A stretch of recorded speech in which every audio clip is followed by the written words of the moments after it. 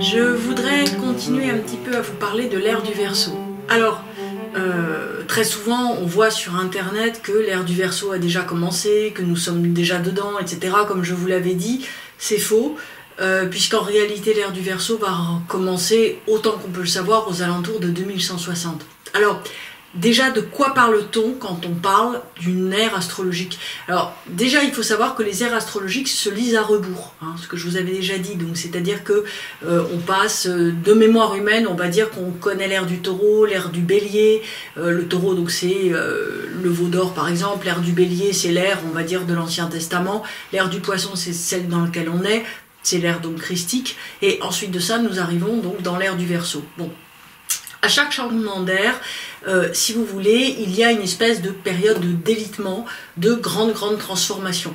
Et évidemment, ce délitement, il apparaît à tous les niveaux, on va dire, de la société, mais aussi des mentalités humaines. Donc, comme je vous l'avais dit, donc je le rappelle un petit peu, les délitements, on les voit aussi bien dans la sphère écologique que dans la sphère économique, que dans la sphère des mentalités. Donc on va s'arrêter beaucoup plus pour cet épisode sur l'ère du Verseau, sur qu'est-ce que c'est que changer de mentalité à l'ère du Verseau. Et en fait, ce que je voudrais arriver à vous pointer, c'est que on voit tout en graines. En fait, aujourd'hui, c'est-à-dire qu'on voit tout en tout petit. On voit, on va dire, tout un tas de révoltes, de positionnements qui sont différents et qui sont en train, effectivement, d'annoncer, d'amorcer un nouveau moment. Donc, la première chose, si vous voulez, qui est très importante, c'est que le petit Verseau, la personne donc, qui se définit non plus par rapport, on va dire, aux grandes valeurs et aux grandes catégories de l'ère du Poisson. Je rappelle que l'ère du Poisson, c'est la hiérarchie, c'est l'obéissance à l'autorité, c'est le fait de chercher un chef, de le suivre, de vivre dans une société organisée où en fait la place que vous occupez dans la société garantit également votre identité. Il faut savoir que dans l'ère du Verseau, il n'y a pas ce genre de problème, c'est-à-dire que peu importe la place que vous avez ou la place qu'on vous reconnaît, ce qui est très important, c'est de pouvoir en changer si vous en avez envie. C'est-à-dire qu'au fond, le problème, alors nous, on est dans une période un petit peu de transition où les gens sont un peu à la recherche d'eux-mêmes en réalité, mais voilà, c'est-à-dire que le problème n'est pas tellement qu'est-ce que vous allez avoir comme j'allais dire, comme rôle, qu'est-ce que vous allez avoir comme reconnaissance sociale, mais qu'est-ce qui vous passionne, qu'est-ce qui vous intéresse et comment, on va dire, ça engendre une transformation de vie, transformation de lieu, transformation de valeur, transformation de façon de faire. Et aussi libération par rapport à quoi? Alors on est dans cette période de transition, libération par rapport à tous les systèmes. Système de pensée, système économique, système politique, système d'appartenance sociale à des castes. Alors on n'est pas en Inde, hein. Il n'y a pas effectivement des castes avec les intouchables, etc. Et effectivement les brahmanes et je sais pas quoi encore. Mais par contre, on est quand même en Occident, dans un système de caste, sachant que soit vous avez été dans le lycée machin, vous avez fait telle grande école, vous avez tel revenu social ou pas, vous avez telle capacité, on va dire culturelle, telle capacité donc à vous défendre ou à être crédible par rapport à des médecins, par rapport à des avocats, par rapport à quelqu'un qui effectivement peut vous voler de l'argent. Toujours est-il, si vous voulez, que la dimension, on va dire, d'autonomie du petit Verseau est avant tout quasiment une dimension d'autodidactisme, pour faire un néologisme, c'est-à-dire qu'en fait, l'important c'est que si vous avez besoin de quelque chose, vous le procurez ou vous le fabriquez. Bon.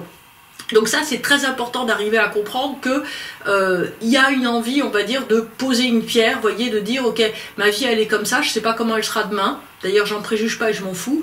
Le problème, c'est d'être en accord avec moi maintenant, en accord avec soi, et effectivement, pour être en accord avec soi, la première étape, c'est de dégager tous les faux besoins. C'est-à-dire, qu'est-ce que vous ne reconnaissez pas comme autorité, qu'est-ce que vous ne reconnaissez pas comme valeur. Donc, au fond, les gens qui sont déjà basculer dans cette ère du Verseau, ce sont des gens qui, d'une certaine manière, sont très indépendants par rapport aux critères de la société. Alors, comment savoir, parce qu'on me pose souvent la question, si on est plutôt, en fait, encore avec les valeurs de l'ère du Verseau ou l'ère du Poisson? En fait, c'est très simple.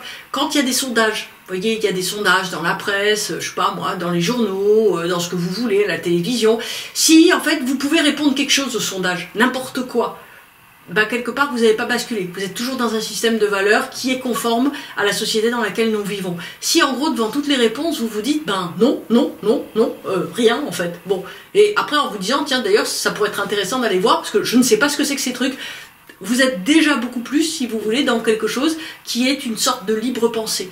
Après, si vous voulez, la spécificité aussi du Verseau, c'est que quand il se met, on va dire, à se passionner pour quelque chose, il se passionne complètement. Ça veut dire qu'il va devenir un spécialiste de quelque chose, et non seulement il devient un spécialiste, mais en plus il met la main à la pâte tout de suite. C'est-à-dire qu'en gros, il est capable d'aller complètement au bout d'un truc, de le fabriquer, pouic, et de passer à autre chose. Si vous voulez, en gros, ce ne sont pas des valeurs acquises, c'est-à-dire que ce que vous faites ne définit pas votre identité. Ça, c'est on va dire la grande différence entre l'ère du Poisson et l'ère du Verseau. C'est-à-dire que dans l'ère du Poisson, vous faites quelque chose, vous faites des études, vous apprenez une langue, vous faites une grande école, vous avez un métier, vous avez un époux ou une épouse, vous avez des enfants, vous avez une sorte de chat, une sorte de chien, une maison, nana. Pourquoi? Pour renforcer votre identité, pour en fait crier au monde qui vous êtes. Donc à partir de là, on sait qui vous êtes. Hein. Vous portez des vêtements comme ci, et vous avez des enfants habillés comme ça, qui vont dans telle école, on sait qui vous êtes. Ça se voit. En fait, si en vous voyant vivre, les gens se disent, mais il appartient à quoi? En fait, il fait quoi? C'est quoi son métier? J'ai pas très bien compris. Attends, et sa femme ou son mari, ils font quoi au juste? Ils sont mariés ou pas? En fait, ils sont frères et sœurs? Ils sont quoi? En fait, ils sont grand-père et petite-fille? Je sais pas. Bon, en gros, là, on a beaucoup plus de chances, si vous voulez, d'être dans une catégorie, si vous voulez, transversale. Pourquoi? Parce qu'il y a cette transformation et ce changement constant. Il y a aussi, si vous voulez, cette incapacité fondamentale à avoir peur, entre guillemets, de l'avenir. Pourquoi? Parce que si vous appartenez à aucun système, que le système actuel tombe ou qu'il tombe pas, de toute façon, vous en foutez complètement, vu que de toute façon, votre problème à vous, c'est de suivre, j'allais dire, où vous amène, on va dire, votre prochaine idée. Et évidemment, votre prochaine idée, tant que vous ne l'avez pas eue, vous ne savez pas ce qu'elle est. Donc, ce qui est intéressant, si vous voulez, c'est qu'il y a cette absence, on va dire, de planification sur l'avenir, et cette volonté, on va dire, d'être constamment en accord avec soi. Alors, ce qui, au demeurant, ne fait pas forcément des gens qui sont terriblement changeants. Mais simplement, si vous voulez, il n'y a pas d'oblitération par des plans. Vous voyez, parce qu'on se dit aujourd'hui que pour être vraiment vivant, il faut avoir un projet, il faut avoir un plan. Je respecte, hein, c'est très bien, mais c'est une logique d'ère du Poisson. C'est-à-dire qu'en fait, si vous voulez, le projet pour un Verseau, c'est vivre. Voilà, c'est en 5 lettres, c'est magnifique, c'est-à-dire que en fait, tout est vivant, ou si c'est pas vivant, eh ben vous l'éjectez. Donc si vous voulez, il y a cette indépendance qui est absolument radicale, qui est fondamentale. Alors ce qui est sûr, si vous voulez, c'est que lorsque Pluton va rentrer dans le signe du Verseau, aux alentours de 23-24, on saura vraiment, si vous voulez, dans une, j'allais dire, dans un commencement, vraiment dans un crantage, vous voyez, comme si on avait, j'allais dire, atteint, vous voyez, un seuil, où tout à coup, il va se passer autre chose. C'est-à-dire que là, effectivement, les gens vont commencer de se dire, mais en gros, pourquoi j'appartiens à tel système, ça me donne quoi? C'est-à-dire qu'on va arrêter de croire quoi? En Poisson, si vous voulez, dans l'ère du Poisson, on croit qu'il y a des gens qui nous protègent. C'est-à-dire qu'on se dit, peut-être qu'il y a des politiques, qu'il y a des économistes, qu'il y a des systèmes de pensée, qu'il y a des religions qui nous protègent. Le petit Verseau, le grand Verseau se dit, mais moi j'ai pas besoin de protection en fait. Moi, d'abord je peux protéger les autres, on peut s'entraider, on est ensemble, mais il n'y a pas besoin de protecteur. J'ai pas besoin en gros de faire allégeance à quelqu'un. Vous voyez, c'est comme, vous savez, le chevalier voilà, qui fait allégeance au grand seigneur. Il n'y a pas besoin de ça. En fait, vous pouvez être autonome, vous n'avez pas besoin de prêter obéissance à qui que ce soit. Vous faites ce que vous voulez, faire ce qu'on veut. Effectivement, ça renvoie à une autre notion dont on va parler plus tard, qui est celle de responsabilité très importante.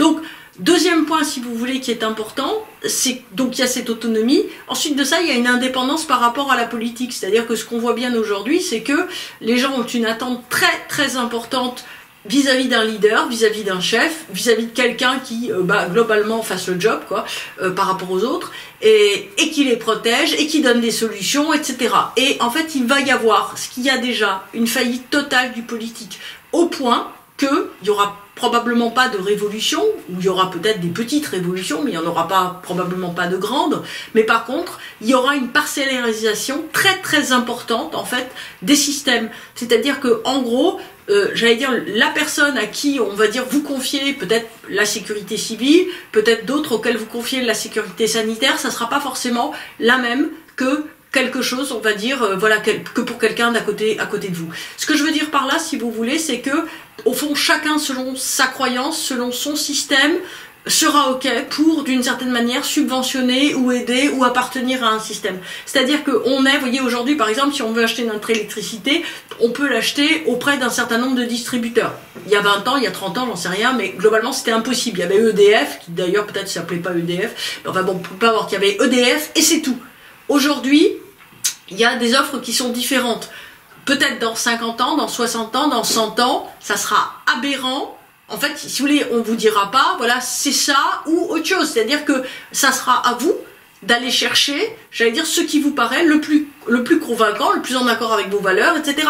Et qui sera pas forcément d'ailleurs le moins cher ou le plus vert ou le plus rentable ou machin. Ça sera peut-être tout simplement ce que vous décidez de faire avec des proches, avec des voisins, avec des copains avec lesquels vous habitez. Mais en tout cas, si vous voulez, il y aura l'arrêt de toute façon total d'ici, on va dire 100 ans, si la civilisation continue, du fait de croire véritablement que quelqu'un, qu'une instance peut nous procurer ce dont on a besoin et peut nous protéger. C'est-à-dire que c'est démerde-toi. Et donc ça, si vous voulez, par rapport à l'ère du poisson, c'est très violent parce que il n'y a plus de Dieu sauveur, si vous voulez. En gros, soit on s'est sauvé et on a compris ce que c'était que, effectivement, le Christ, pourquoi pas, si on est chrétien, mais en tout cas, on a compris qu'il y avait eu une étincelle qui avait traversé le monde, il y en a une par civilisation, hein, de toute façon, et à partir de là, si on a compris, si on a attrapé ça, eh ben on passe à autre chose. En gros, on cherche quelque part à l'éveiller en soi. Vous voyez, on cherche d'une certaine manière à devenir nous-mêmes notre propre protecteur et éventuellement aider d'autres personnes. Le rapport à la nature des Verseaux est, j'ai envie de vous dire, paradoxal, parce que on n'est pas forcément non plus, si vous voulez, dans un 100% écologie. En revanche, si vous voulez, on est dans une compréhension très importante que, effectivement, ce principe, vous savez, dont nous, comme on dit, rabat, rebat les oreilles, dans un sens ou dans l'autre, rabattre les oreilles, ça nous rend sourds, c'est que, effectivement, il y a des ressources limitées pour une croissance illimitée. Alors, on a bien compris. Donc, ça veut dire que, globalement, si vous avez un sac de bonbons que vous puisez dedans, bah, à un moment, c'est vide. Bon, voilà, c'est tout simple, en fait. Donc, en fait, si vous voulez, les Verseaux, ils vont comprendre ça. Ils vont comprendre qu'il y a un moment où on ne peut pas faire n'importe quoi, pas forcément parce qu'on tombe en extase devant les petites fleurs, ce qui est mon cas, mais c'est pas forcément le cas de tout le monde. Si vous tombez pas en extase, en tout cas, vous vous direz, il faut la fleur si je veux avoir du miel, en gros. Donc, si vous voulez, il y a un opportunisme bien pensé qui sera, j'allais dire, la clé de quelque chose. La clé, on va dire, ressources communes, donc il faut qu'il y ait de tout. Donc, si vous voulez, il y aura probablement un respect des ressources qui va se mettre en place, tout simplement pour arriver à survivre. Cette conscience-là sera probablement précédée de beaucoup de, peut-être pas de cataclysmes, n'employons pas un mot trop violent, mais probablement, si vous voulez, de murs qu'on va se prendre. Donc, et à partir de là, ce qui va faire que probablement, on va se retrouver dans quelque chose où il n'y aura pas de choix. Le rapport à l'économie, le rapport à l'argent des Verseaux est très particulier. Les Verseaux aiment beaucoup l'argent, mais ils n'aiment pas en dépenser. C'est-à-dire qu'ils aiment beaucoup l'idée d'en avoir et de pouvoir faire ce qu'ils veulent, mais en même temps, si vous voulez, chacun, en fait, va avoir ses pôles d'investissement. Donc c'est très important d'arriver à comprendre que des gens qui aiment gagner de l'argent juste pour le fun, et ensuite de ça, qui sont prêts à le perdre ou prêts à le donner, etc., sont exactement dans l'esprit Verseau. Par contre, des gens qui veulent gagner de l'argent pour s'acheter des beaux vêtements, je sais pas moi, des belles maisons, des belles voitures, des beaux je sais pas quoi, et ben en fait, eux sont pas dans cette logique, ils sont toujours dans la logique de je m'achète un manteau, on voit qui je suis, ça me protège, ça me rend beau, je suis content, ça me renforce mon identité. Cette logique, si vous voulez, de renforcement d'identité est vraiment la logique Poisson qui est en train de se défaire. Donc en tout cas, si vous voulez, si on veut résumer ce point, l'ère du Verseau est d'abord une ère, d'une certaine façon, où les gens n'ont plus besoin en fait d'être reconnus dans leur identité. C'est-à-dire qu'il n'y a plus besoin, si vous voulez, en gros, de faire tellement la différenciation. Chacun est complètement dans son truc. Si vous voulez, moi je suis très frappée, par exemple, quand vous avez, je sais pas moi, un enfant de 5 ans qui vient d'avoir un vélo, qui est fou de son vélo, il s'en fout qu'on le regarde. Enfin, il peut avoir envie qu'on le regarde un petit peu pour montrer comme il est chouette, mais il est avant tout content de jouer. Il est complètement content de jouer, il est complètement dans son contentement de jouer. Et au fond, si vous voulez, c'est ça l'ère du Verseau. C'est le fait qu'à un certain moment, en fait, on est tellement enthousiaste du fait de vivre que d'une certaine manière, le fait qu'on nous regarde en train de faire quelque chose n'est plus si important que ça. Dès qu'on nous regarde, en fait, dès que ce regard est porté sur nous, en fait, on est dans une logique poisson, c'est-à-dire qu'en fait, on cherche la sécurité, on cherche l'approbation, on cherche, au fond, d'une certaine manière, cette histoire de qui suis-je et comment je peux faire pour être moi-même en plus grand. Et les Verseaux, ils n'ont pas du tout envie d'être grands parce qu'ils ont compris qu'en fait, plus ils sont petits, plus ils sont agiles et plus ils peuvent faire de choses. Donc, si vous voulez, cette histoire du passage de l'ère du Verseau sur l'autonomie, c'est vraiment, on va dire, un changement de mentalité. L'idée, si vous voulez, c'est pas de basculer dans un collectif, c'est pas de basculer dans un super ego super déterminé, c'est l'idée en fait d'être tellement enthousiaste, mais tellement passionné, tellement enthousiaste, pardon, et tellement passionné dans tout ce que vous faites, que d'une certaine façon, rien d'autre n'arrive à compter autant.